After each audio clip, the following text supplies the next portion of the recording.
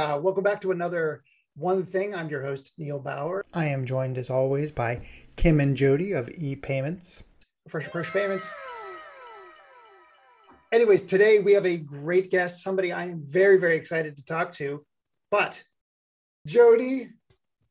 Absolutely. Well, I am really excited to introduce our next guest, Tracey Zimmerman. Tracey is an incredible leader. She's the CEO of a very cool tech company. She's a visionary, and she's a mother of 7. She is really that woman that does it all. And I am so excited for our audience to get to know her a little better and hear all of the knowledge she's going to share today. So with that being said, Tracey, will you be so kind as to tell us a little bit about yourself and what you're working on? Hey, thanks, Jody, for the intro. I mean, you summarized it pretty well. I'll wave to everybody. I know there's a lot of controversy around the Zoom wave. Do you guys Zoom wave? I do. Zoom wave. It's friendly. It's friendly. People on Twitter are jerks. But anyway, so yes, I have 7 wonderful children, some of whom might be coming home soon, so we might get to hear them. 2 of them are grown up and out of the house, so I have 5 at home. So I'm very fortunate. I've been a mom, it feels like all my life. And I also am a CEO of a company called Robots and Pencils, and it's a very fun company. I've been with the company for 6.5 years. I work closely with the founder CEO for the first 5 years as the president, and then I took over as CEO last year.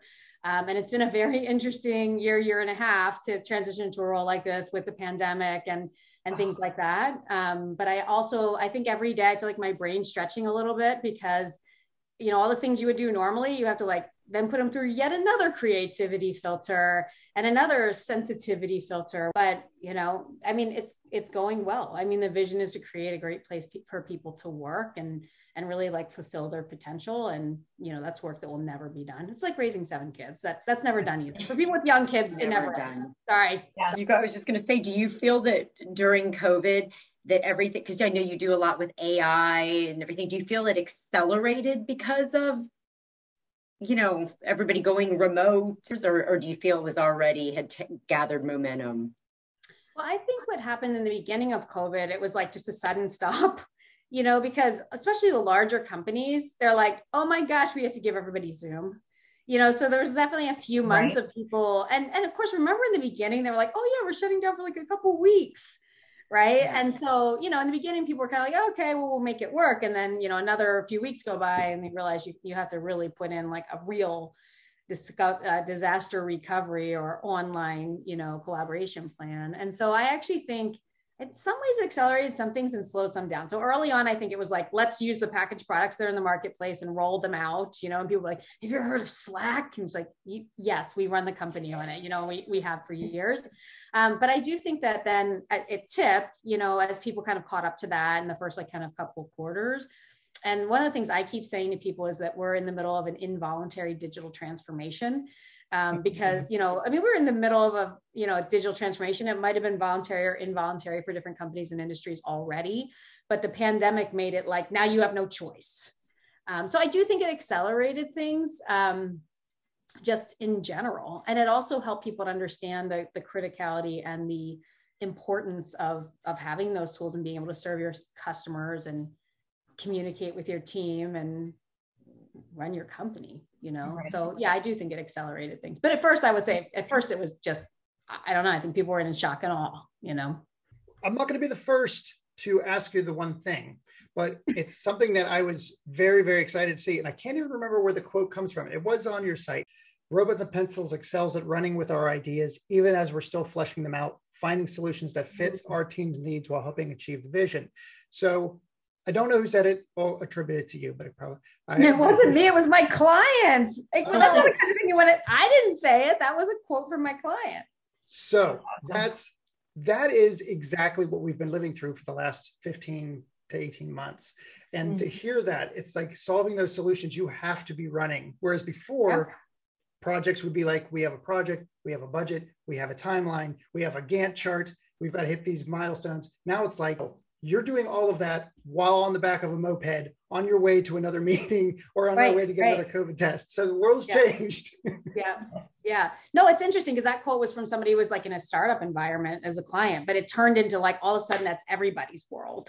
That's really what happened, right? And I think that we did well because we're used to working with startups, a very agile environment, and that kind of, and then all of a sudden, like I said, everybody's working that way. And it's not as easy to do it inside of large enterprise either, right? Like you have a lot more, liability and compliance and risk and all that kind of stuff.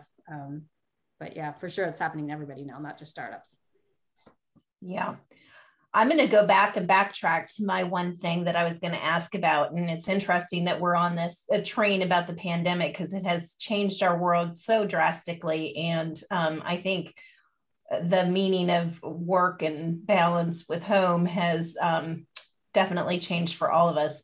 You're someone I really admire and look up to in this category because, like I said earlier, you do it all. And I'm like, I think if anything you can bring to our audience is some advice. You're like one thing that gets you through balancing it all. And I know you do it not just in your own home, but with your company of really putting the importance on both. So what is the one thing you would share with us on making that successful? And one thing I'll say is I don't necessarily like the term balance because it kind of implies something that never actually happens, right? True. It's kind of like, what do you focus on and like letting some other things, simmer or potentially fire or fail, but catch fire, but maybe not spread, but in terms of like, prioritization and stuff, I think the one skill that you can develop is really being able to do good trade-off management and do it quickly. I was kind of joking earlier, and you guys know, like you make a list of things you want to get done and, you write down 18 things and you look at the end of the day and you're lucky if you got 3 done because a bunch of other things, entered into the list. And so, but, kind of continuously evaluating that. It's something, you'll never arrive. I'm not saying I'm always right, but that really goes across all of life. Right. And I think because I entered, as a very young mom, I entered tech very young and I entered digital and I was like working from home when I was 21. And like, so it's just many years of working like this. And then, tech by its nature, I mean, now you have continuous deployments, all that stuff, but it didn't used to be like that. Like you had to get up at 2 a.m. to 4 a.m. for deploys. And maybe it takes all night because the infrastructure guys are like sleeping or something. And so you learned like you have to kind of switch between things quickly. And then, manage your priorities. So I think a lot of it is, whether it's your personal life, your family, your kids, you have different needs at different times. And I think it's really important at work. Like I look fondly back to my days when I was like, back when I was like a developer or something, people talk about like inbox zero. I'm like, I literally like, I'd be a full-time job if all I did was like answer my emails so I could get to inbox zero. I'd never get anything done. And it's just like, you actually just have to more and more, like you have to prioritize. And that means some things will fall by the wayside, but you have to get comfortable with that. So I really think that kind of trade-off management, like what really needs my time and attention now, what can be delegated. Like we run a lot of systems, we do quarterly planning and those types of things that really helps to focus on a quarter thing, but it's day in and day out. Sometimes it's like, in the hour, I love that. And I think we always tease like our middle name has became pivot. Like you have to learn to pivot quick with your business and life in general, but that is an art that you have to learn for sure. So, and you've done it very well. Well, thank you. I mean, you can always look back and see what you could have done differently. But the best thing you can do is like learn, and do things differently. But it's interesting running a business like, in the digital world, like you put together like a 10-year plan. It's like our world could change so much in 10 years, and even 3 years. When you think about the service arts, like we have these like overarching things like, the name Robots and Pencils is really about bringing the sciences and the humanities together. I believe that will never change, right? Because even if you think about, okay, what really happened in the pandemic, you needed the sciences side. So you needed like Zoom and tools and collaboration and Slack and all that kind of stuff. Maybe documentation of process, but you also needed the humanities side, which was the human side of, like an example of one thing we did that I never thought we'd keep doing was we started doing a weekly all hands. So we went from doing like quarterly or maybe like once a month. It wasn't like, it wasn't something we were really good at. And then every single week, cause like you realize like the human beings on the Zoom, like you need each other, it was a crazy time and we kept doing it also. Isn't that so true? We've talked about that too, Tracey, that like nothing beats the human connection though. We've talked about when we were both, I know we talked over the pandemic, like being stuck at home and not being able to travel. And you just can't get that same relationship over a Zoom call. So that human factor always plays back in, and getting to know each other in person. It's hard. And you have to it's like, as you know, you guys are, doing, like, we're all operating in similar environments. Like, you have to do the best you can. Yes. And like I said, it is like another filter that just makes everything a little bit extra challenging, and another additional learning experience that you didn't necessarily, that's your involuntary learning experience to go with the involuntary digital transformation. I love that word. Well, and where you were saying too, like, think about how much things will change in 10 years. Since we were out actually traveling recently again, there were people we thought we had seen 6 months ago or maybe a year ago. And it's like, oh no, it's been 2 years. It's been 2 years, because it's just a blur. Everything's so accelerated. Weird. Yeah. Well, I think time has been weird since the pandemic. Don't you guys? I do too. Oh yeah. Abstract. Yeah. I used to be able to gauge my experience. My life is around game consoles. Like, I know when my kids were born, because that was when the PlayStation 3 was out. Like, I have milestone markers because I remember the launch of those systems. And the same thing in business, I remember by shows that I would go to, whether it be PAX or whether it be Electronic Entertainment Expo. I'm like, I've got all of those things. Now that I don't, I've had the same exact issue. It's just like thrown my ability to put time and context into torpor. So it just is weird. It wasn't like it just disappeared. Actually, sometimes it seemed like each day was like a month too, especially early on. It just felt like being in a weird twilight zone. But yeah, no, I mean, being able to mark time from that, I don't know. It's just strange. I do think it's funny, Neil, maybe it's a mom versus a dad thing, but I mark other things that happen by my kids being born, not my kids being born based on like when game consoles released, but fine, no judgment, like not judging. I'm totally like that. I'm like, well, I know I was pregnant with Esther then, so blah, blah, blah. Or that was like when I remember I was carrying Abby in the sling, so it must have been sometime around, next year, I'm blown away, first off, that you still have 5 kids in the house. Like, that is something right there that makes you a CEO, like across any vertical, whatever one you manage all those timelines. It's astronomical. And like you said, you do not like the term balance. And I've been chomping at the bit to get this one out. I hate getting back to normal. Hate that terminology. I don't like that either. Yeah. Because they're like, normal is never good for somebody who's like, I'm always trying to push the envelope, whether it be with graphics or technology or getting people moving forward into different areas that aren't, just to open up their minds to new opportunities.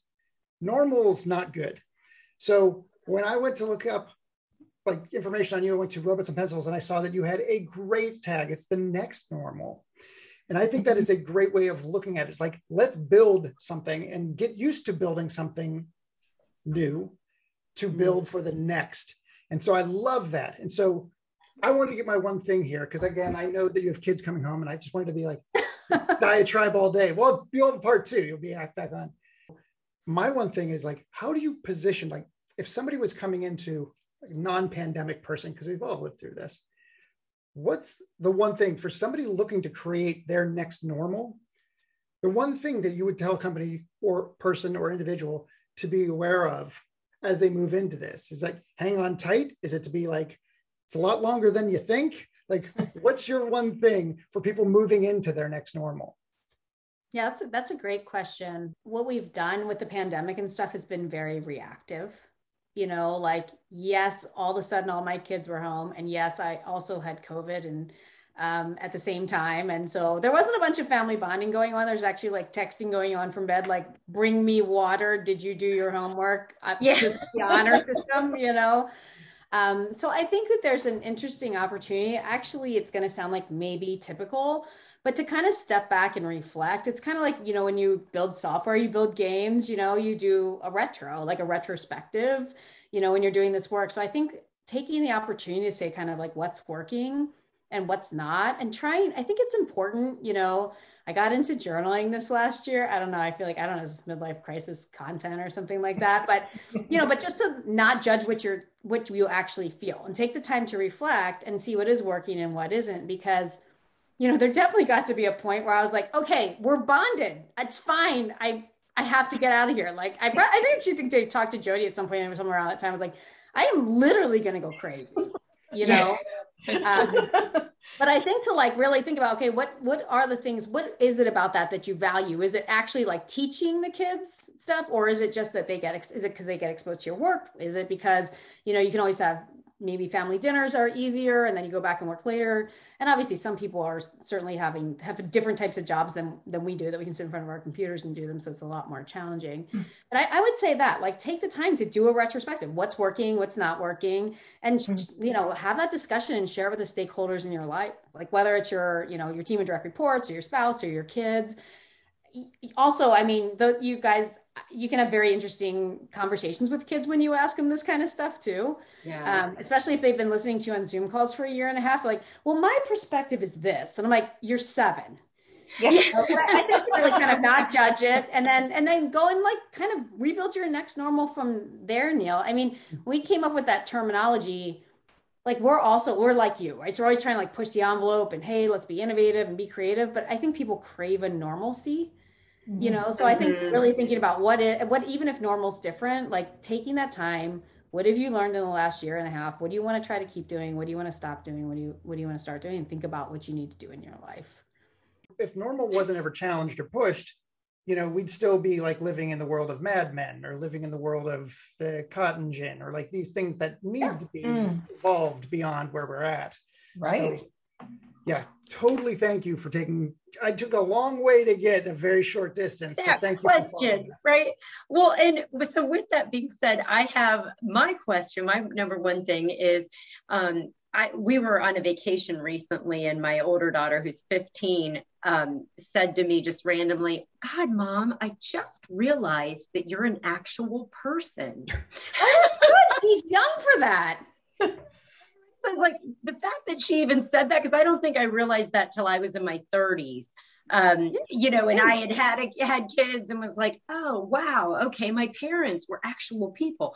So I would love to know you, Tracey, not the mom, the CEO, like what fuels you and feeds your soul? Yeah. Oh, that's a really nice question. And by the way, I was more like you. I was definitely in my 30s because my mom was like kind of perfect, like very sacrificing, I think was part of it. My kids are probably like, they're like 3 and they're like, she's definitely a person.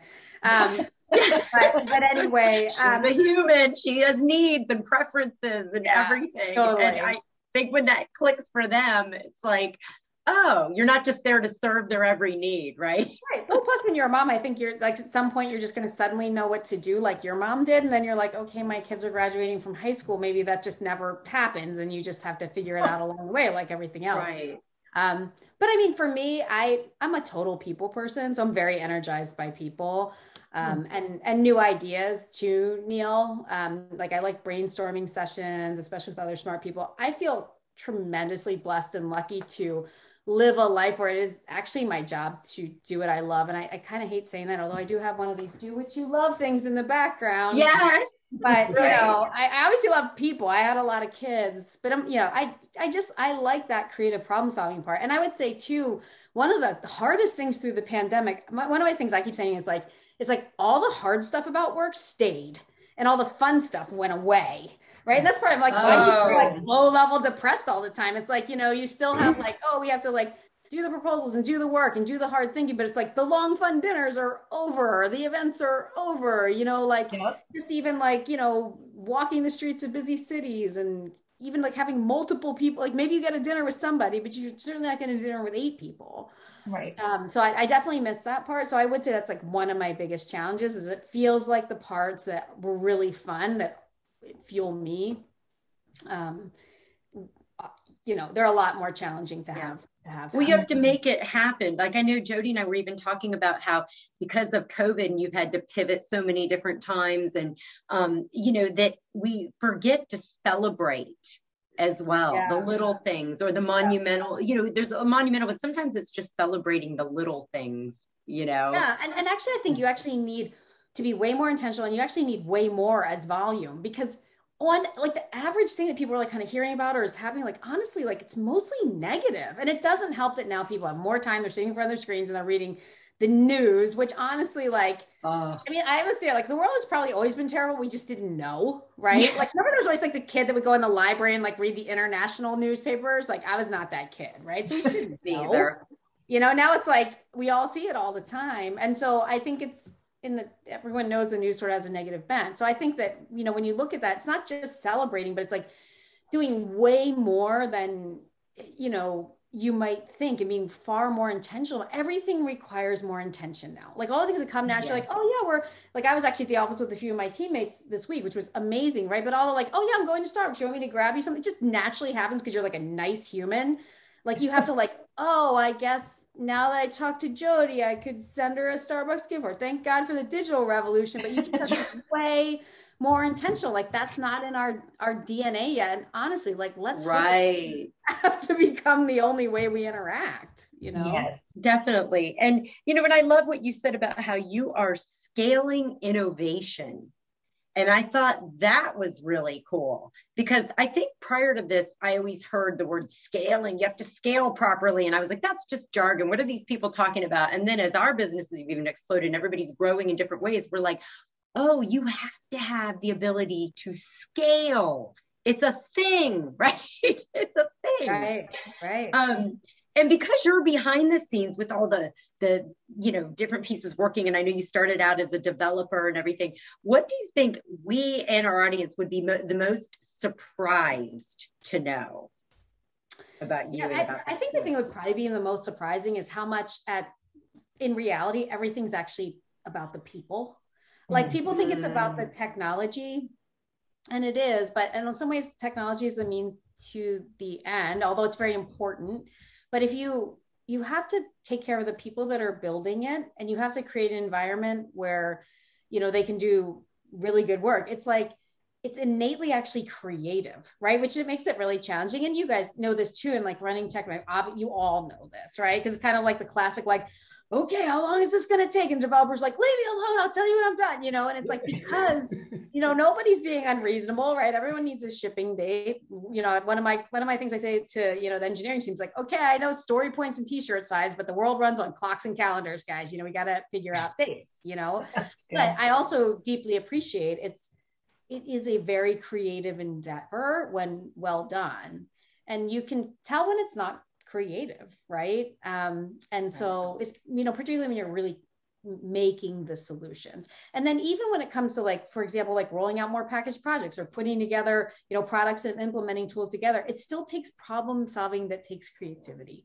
And again, that's what like uniquely human pieces of what we do. So I think people would be surprised how much it's really about the people and providing like an environment where it feels safe for them, because actually innately there's a lot of failure, right? I mean, like you're building stuff and like the nature of like debugging code or trying designs or, doing testing and users don't like stuff, it's like, this is a great idea. You should love this. User, did you understand it? But like, so the people part is incredibly important. I think people maybe they don't think about that at the first glance. So we're really hence the pencil, right? Right. Right. The pencil. I'm on the pencil side. And that's the people side. Yeah, that's like the people side of what we do in terms of building the work, like and rolling it out to users and stuff like that. But for the whole company, it's actually all of the people, right? But yes, it's the penciling of the, because like, I don't know, it's tough times for people, it really is. And what I've noticed too, and I'm interested in the three of your perspective, even for people who are not necessarily having tough times, really, like my team all kept, they kept their jobs, we still, and kind of safe environments and all those kinds of things. But there's just people feel their loved ones or even people they don't know. So it's just, again, people are going through emotional, again, maybe because I didn't quit social media like you did, Neil, and reading too much news. I don't think it helped. Actually, I think you guys doing this is I'm so grateful for it. Not just, I'm thankful to be on it, but even just watching your other ones, it's like, actually, I hope you get a bunch of eyeballs just because everything's so negative. And I get it. Like, I spent some time in MarTech. I understand how it works. It like grabs the eyeballs and the attention, but people need the energy of knowing like, actually, there's a lot of good people out there that are trying to make the world a better place. Yeah. I love that.